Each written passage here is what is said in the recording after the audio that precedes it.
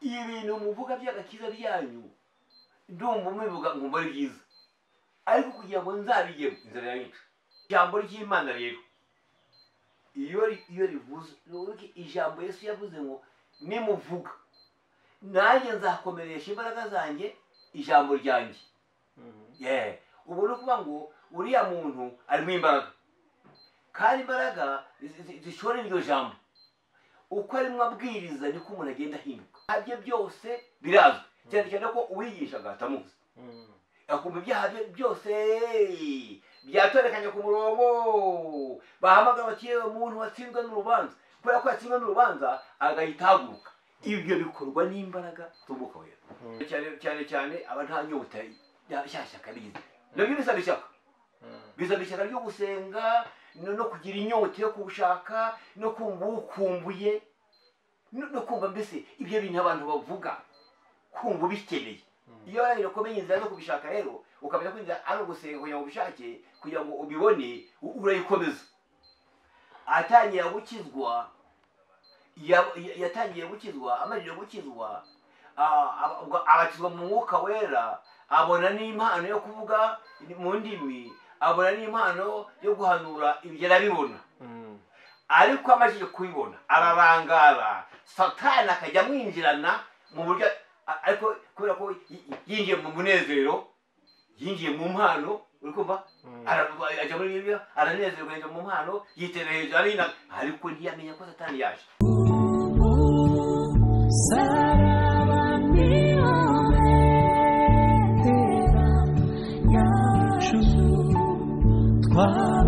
twabakijijwe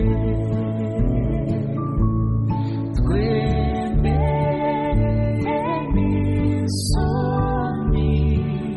zabo niyo tuneshereza.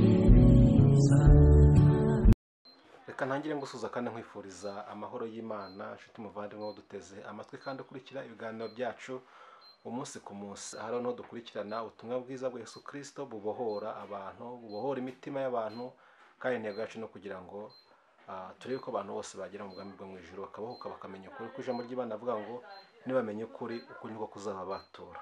Tubahaye ikaze rero mwese abari hafi na kure, kandi tubifurije umugisha w'Imana. Imana ihire imirimo y'amaboko yanyu yose. Wowe ufite ibibazo, wowe urwaye, wowe ufite intambara zitandukanye, turagusabira kugira ngo Imana ibane nawe, Imana ikube hafi, Imana igutabare, kandi Imana ikurengere, kuko yita ku badafite shinge na rugero, ikabatabara n'abafite intambara n'ibibazo by'ubu bose ikabarengera. Ariko kandi nawe ufite umunezero uri mu bisubizo by'Imana, turagusaba kugira ngo wibuke gushima Imana, kuko byose biva ku Uwiteka Imana. Urakoze cyane rero.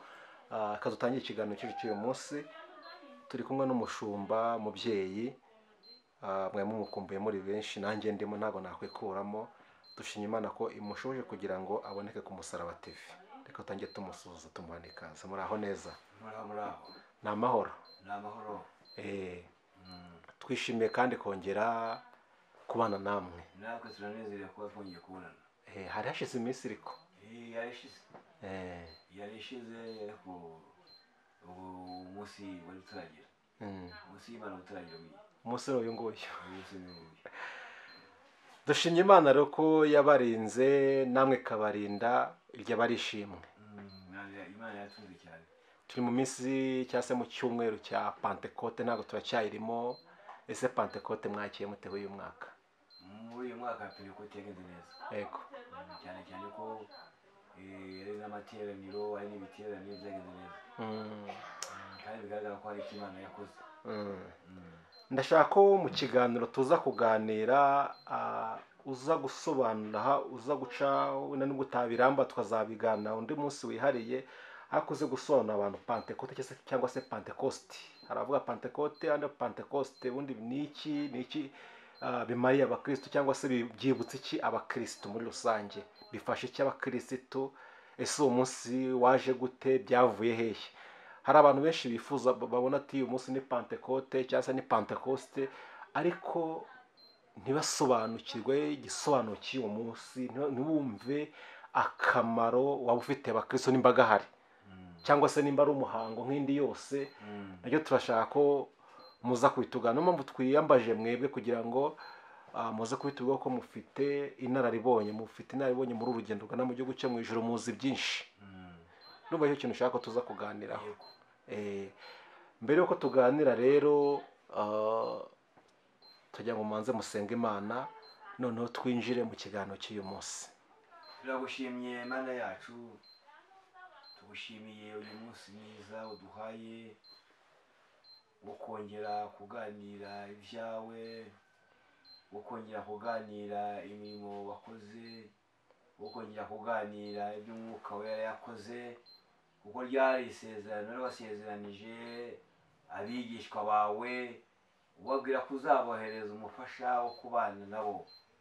Turagushimiye rero uyu munsi wa none, ndagusaba rero kugira ngo buri wese, umuntu wese ubasha kumva Umusaraba TV, abavandimwe bose b'Umusaraba TV, kugira ngo uyu mwanya umwuka wawe wera ababere umusobanuzi, abasobanurire, kuko cyane cyane ko umwana w'umuntu ntacyo yashobora, ari we mwarimu, ari we ukomeye kandi ari we ufite imbaraga. Uyu mwanya rero duhagaritse imigambi yose y'abadayimoni, turagusabye kugira ngo icyubahiro cyawe kigaragare, ubwiza bwawe buzenguruke mu mpande enye z'isi. Urakoze wo kubyumvishe, bisabye mu izina ryawe ryera Yesu, amen. Twari turi kuvuga ngo turi mu minsi mikuru ya Pentekote. Ubundi Pentekote ku bakijijwe ni iki?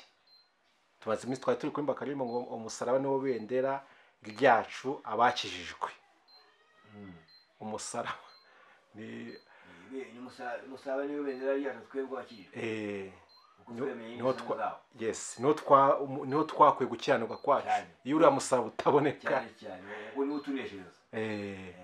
Noneho se Pentekote ubundi ni iki ku bakijijwe cyangwa se ku bakirisitu? Ubundi Pentekoti yatangiye igihe intumwa zari Yerusalemu. Niho Pentekoti yatangiye. Yego. Cyane cyane yuko Yesu we yari yabaye isezerano, ababwira yuko bazahabwa imbaraga, cyane cyane ko mu butumwa bwe bwiza yakomeje kubabwira ko azabaha imbaraga.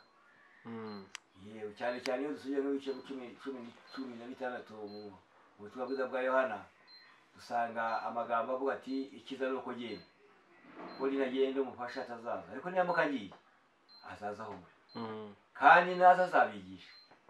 Umwuka wera rero niwo wumbuye abantu ubwenge, agakura abantu mu bwoko, agashyira abantu mu mbaraga, imbaraga zo kubasha guhamya, imbaraga zo kubasha kuvuga. Icyo gihe rero arabwira ati noneho rero ubwo azaza azatinda bisi, azabeza iby'icyaha. No kuvuga umwuka wera atinda icyaha, udakoresheje ubundi bwenge, nta bundi buhanga. Umwuka wera atinda icyaha. Urabona ko umuntu ashobora gukora icyaha akagihakana, akora icyaha akagihakana, bakajya mu butegetsi runaka akagihakana, ariko umwuka wera we amwugurija kugira ngo akihane. Akavuga ati ngewe nari umusambanyi, none nakiriye agakiza mbivuyemo, Imana irambabariye mbivuyemo. Ngewe nari umujura, ariko none ubujura mbuvuyemo. Ngewe nakoraga ibintu runaka, none mbivuyemo. Izo mbaraga nizo ziha umuntu kugira ngo abivemo. Urabona umuntu ashobora kuba indaya ikomeye, ukaba wanamubwira uti rwose ndagira ngo nkubwire yuko ibyaha mbamo ntashobora kubivamo. Urugero kandi ibintu byabayeho, habayeho umukobwa umwe cyangwa se umugore w'indaya, noneho abantu b'Imana bakajya kumuganiriza, bamuganiriza akavuga ati mbabwiye ibintu muvuga by'agakiza ryanyu ndumva mubivuga nkumva ari byiza, ariko kugira ngo nzabigemo inzara yanyica. Bati kwishite, kuko ngewe iyo ndaye nta mugabo mbonye, ni ukuvuga ngo ndabura. Urumva ko ubucuti zanjye ibyo rero ntabishobora. Ariko bakomeje kuko ivuga butumwa cyane cyane umuntu aryumve, no guhatiriza ugakomeza ukaryinjiza kugeza igihe rizafata. Noneho kugira ngo abyumve, ashaka amayeri yo kugira ngo nyine abivemo ati ubwo mu ndari kagenzaza, ariko nzaza kuko wamurembeje amera nk'abamucamanza ngo kuko uyu mugore andembeje kuko uyu mugore andembeje reka mugirire neza akanani ijambo yakoresheje komeye nubwo ntubaha imana sinitira ku bantu ariko kubera ko yaruhije uyu mudamu ndishe reka murengera atazagaruka hano noneho n'uwo mukobwa cyangwa se uwo mugore nawe ati kubera ko abantu banduhije reba umugore baziyakoni aba bantu kubera ko banduhije bahora bazanga bambwira iby'agakiza bambwira ibya Yesu reka mbabwire ko nzajya kuzengera urwango nkajya kubishyira ko bandaritse ubu racyari mu gitondo kuko araza araterana nk'abandi ariko kuko ba bantu bamaze igihe bamusengera bamaze igihe bamurarika hari kuko bigaragara ko isaha y'Imana yari yageze haza umuntu w'umushyitsi wari uhaje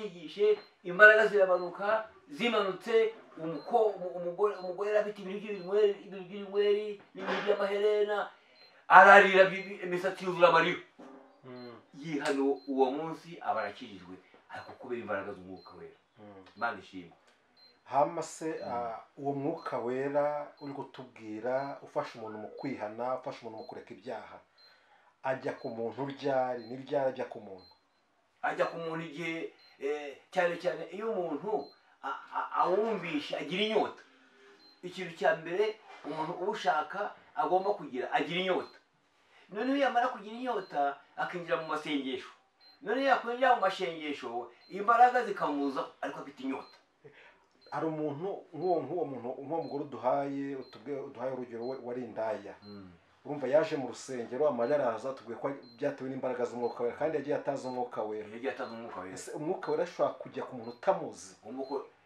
ijambo ry'Imana rero iyo rivuze ijambo Yesu yavuze ngo nimuvuga nanjye nzakomeresha imbaraga zanjye ijambo ryanjye ubu ni ukuvuga ngo uriya muntu arimo imbaraga kandi imbaraga zishora iryo jambo uko arimo abwiriza niko umuntu agenda ahinduka uko umuntu yumva amagambo niko agenda amushyiramo n'izo mbaraga agenda ahinduka ubwo uko avuga niko agenda ahinduka kubera ko wa muntu urimo abwiriza nawe afite imbaraga kandi irya jambo Yesu ararishoreye nimuvuga nanjye nzakomeresha imbaraga zanjye ijambo ryanjye uko kuvuga rero niko kugenda guhindura umuntu akagenda ahinduka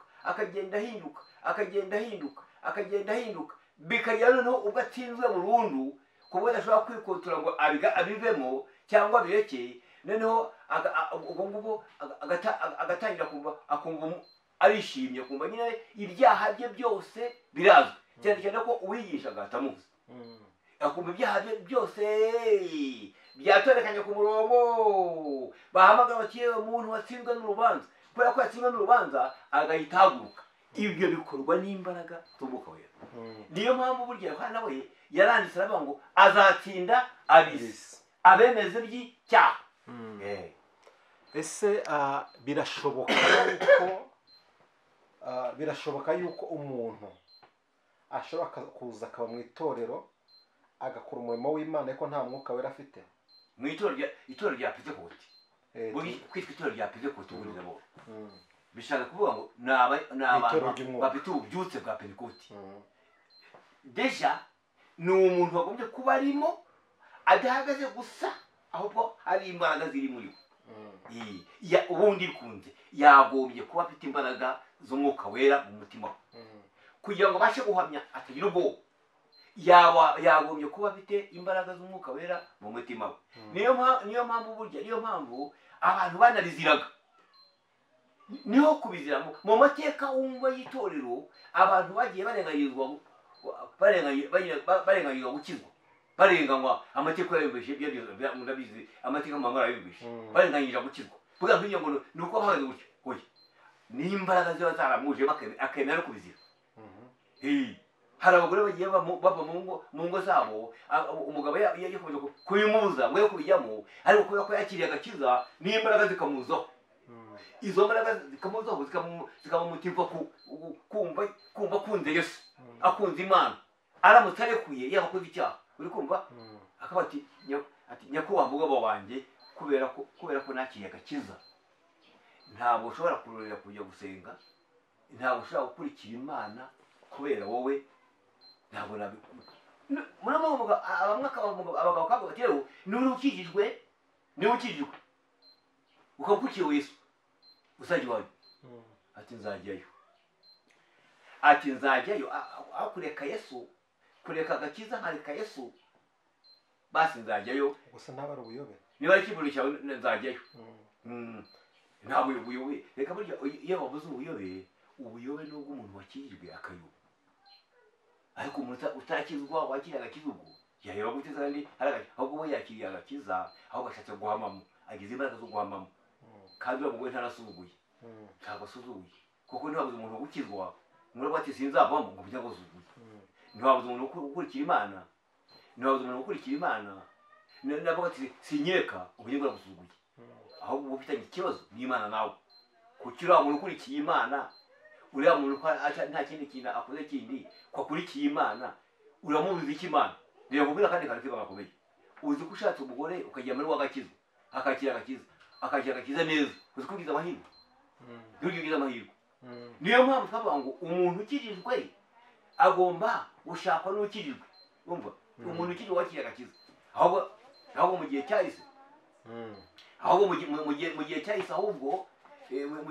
gihe cyahise ni ukuvuga ngo kugira ngo umukobwa asabwe yarakoze uri nk'umwarimu cyangwa uri umuyobozi we reka kuvuga by'umwarimu uri umuyobozi aho ati uriya muhungu ushaka ko twubaka urugo arakijijwe hari imbuto zuzi ubwo icyo yakoraga ni ikintu yagenzuraga akavuga ati rero akatera ati uriya muntu naragenzuye imbuto ze arakijijwe yanga iki yanga umuntu udafite agakiza ku buryo azasaba umuntu udafite agakiza ugasanga aramukubise cyangwa ugasanga burya umuntu w'umupagani hari ukuntu ayobora undi bitameze neza ariko ko abakirisitu bombi uko byagenda kose ntitwakwereka ko satani ariho wenda ashaka kugira nta n'umuntu akwereka satani ko ariho burya umuntu yireba ko satani atariho burya aba afite ikibazo nawe ariko icyo nshaka kubwira ngarutse umwuka wera niwo utuma umuntu w'ikirisitu abushikamamo akabasha no kuvuga hari umuntu uduteze amatwi muri kano kanya ushobora kugira ikibazo runaka ariko reka nkimubarize ashobora kuba aba mu itorero cyangwa se ataba mu itorero ariko akaba yumva umwuka wera ese hari igihe cyagenwe umuntu ashobora kwakira umwuka wera aba amaze imyaka ingahe akijijwe ese ashobora kwakira umwuka wera yakijijwe uwo munsi tutajya ngo utubwire ikintu bisaba ni ryari umuntu ashobora kwakira umwuka wera ese biba byagenze bite nta limite wakiriye agakiza uyu munsi ushobora kwakira umwuka wera bitewe n'uko wakiriye n'ukuntu wihaye imana cyane ushobora kwakira umwuka wera wihaniye umunsi ushobora kwakira umwuka wera wiyumatiza ushobora kwakira umwuka wera umaze kubatizwa ni ukuvuga ngo ushobora mbere y'uko ubatizwa ushobora kwakira umwuka wera nyuma y'uko wabatijwe ushobora kwakira umwuka wera bitewe n'ukuntu wakirira mu mutima n'ukuntu mbese wakira mu mutima n'inyota ufite hari ushobora no kumara imyaka 5 ataratizwa umwuka wera ibyo ngiye kubaza ataratizwa umwuka wera byagenze biti burya cyane aba nta nyota yashyaka bigize nabyo bisaba ishyaka ryo gusenga no kugira inyota yo kubushaka no kumva ukumbuye no kumva mbese ibyo bintu abantu bavuga kumva ubikeneye iyo rero komeye inzira zo kubishaka rero ukamenya kwinjira ari ugusenga kugira ngo ubishake kugira ngo ubibone urayikomeza mbese iyo urinya burya nka abantu b'inyanda burya umuntu w'inyanda kugira ngo ibintu bizamugeho vuba biragoye abasetira ibintu uzakurikira abantu b'inyanda babanebwe burya abantu babanebwe burya umuntu w'umunebwe kugira ngo azagere ku bintu biragoye ku ntego burya biragoye noneho aho kuzikiye akantu karimo nabonye ubundi umwuka wera umuntu atangira kuwumenya akigira umubatizo umwe ibyo niko bizinge umuntu atangira kuwiga kuwumenya yigira umubatizo kuko iyo umuntu cyose avuga ati ibintu bavuga ni ibiki agasenga imana akagira inyota 100%. Akagira inyota neza nyine kugira ngo ashyikireho, akagira inyota nyinshi. Nuko inyota ntabwo wakukira gutya ngo zaza oya, kuko ntiyabiga mu mashuri.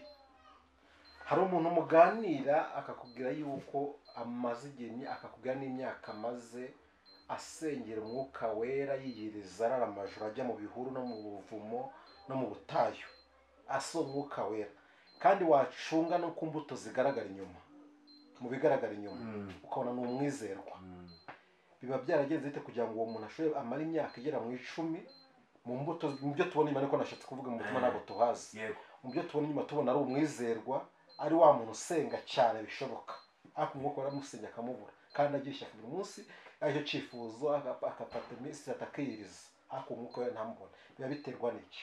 Undi yasenga umunsi umwe atanamusabye akahita yuzura umwuka wera. Buriya umwuka wera, ubatiza mu mwuka wera ni Imana.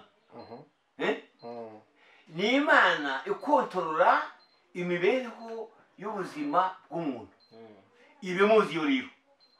Mu gihe wowe uri kureba inyuma ukabona ari mwiza, ukabona yizerwa mu tuntu ubona, ukabona dukora neza, ukabona ari byiza, uri kumva, ariko Imana yibatiza mu mwuka wera y'ibireba. Niyo mpamvu ibyo bitagutinza ngo ubigingemo cyane, kuko bibi biva mu ki?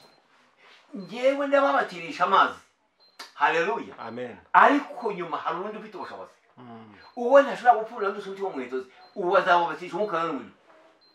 Urumva ko si umuntu, urumva si umuntu uzabitanga. Iriya Mana ireba mu mutima, niyo batiza mu mwuka wera, kuko yarebye kumenya umutima w'umuntu. Imana ishimwe cyane, akora bafashwe nanjye, nafashwe nanjye. Aza ndababatirisha. Uriya Yohana yaramubuka tubamuda cyane, ari mu butayu bw'Yudaya, abantu baraza arababatiza, hazamo n'abafarisayo n'abarabwira ati ababaza ikibazanye, ninde wababwiye ngo muhunge umujinya n'abantu uzatera, nuko mujyane mwe musubize kuri bihari. Ariko ageze hepfo, ngenda babatirisha amazi, ariko uzaza nyuma yanjye azatinya umwuka wera n'umuriro. Ubu ntibikwiye no iryo jambo ntibikwiye, birakomeye, kuko bigaragara ko Imana niyo ifite ubushobozi, nta muntu ubatiza umwuka wera. Bya bindi ubona abantu akira umwuka wera, akira umwuka, bijya bishobora kuba atari byo. Imana niyo ibatiza umwuka wera. Umwuka wera yamanuka,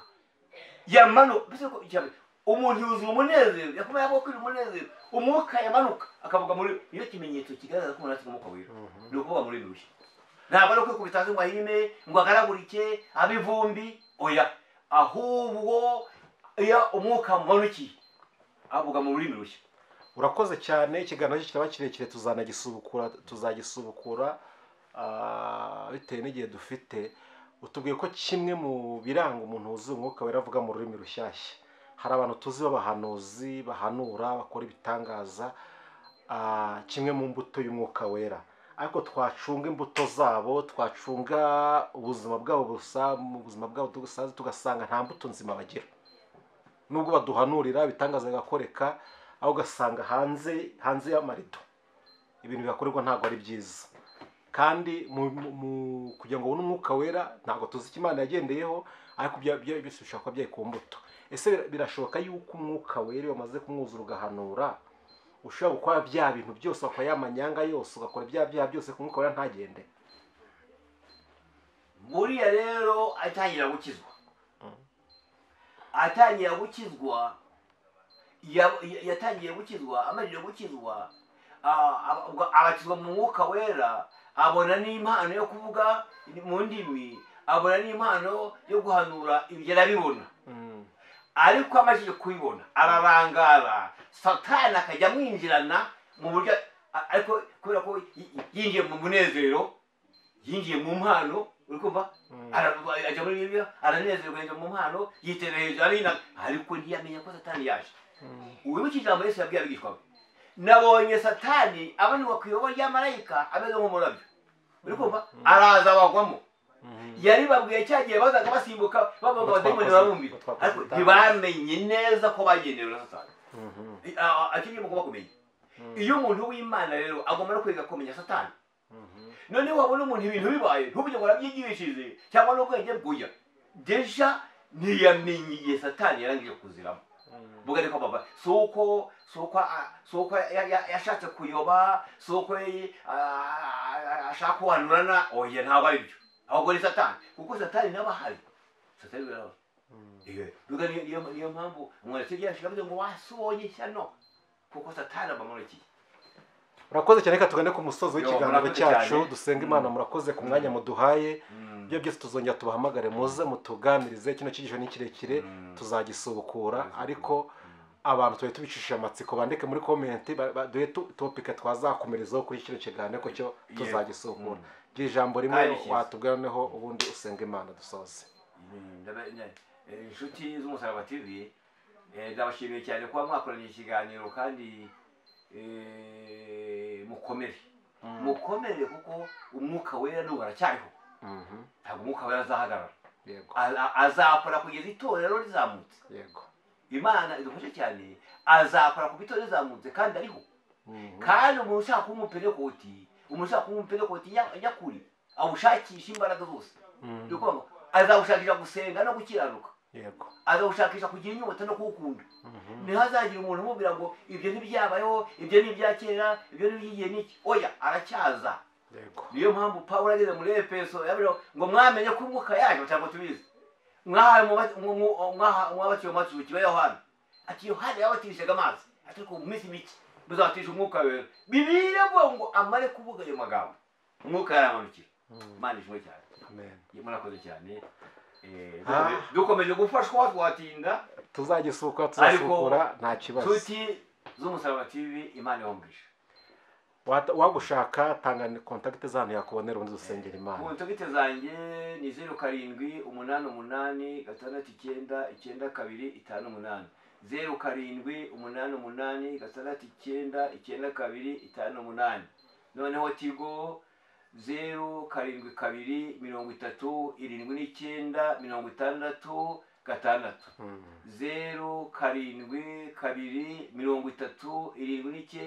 0722307966.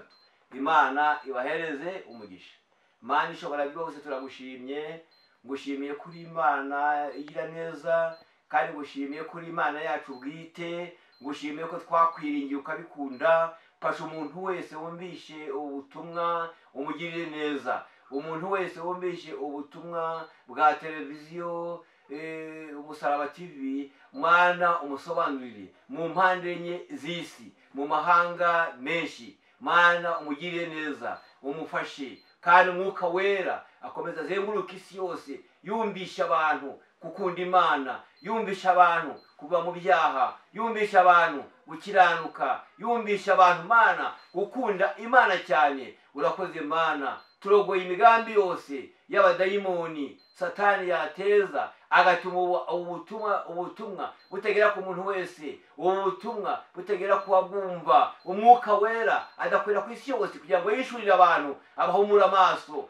Kandi icyo gihe Mana ubafashe bose, ubagirire neza, ubahembure, kandi umwuka wera agire mu ngo nyinshi, azubakire benshi, kuko urugo rutarimo umwuka wera rugira ibibazo, rugira ingorane. Umuntu udafite umwuka wera agira ibibazo, agira ingorane. Itorero ridafite umwuka wera naryo rirafite ibibazo, rigira n'intambara nyinshi. Ariko turasabye kugira ngo wigaragaze, kandi ukuboko kwawe, ikiganza cyawe kibane n'umuntu wese. Ni mu izina ryawe dusabye Yesu. Amen. Amen.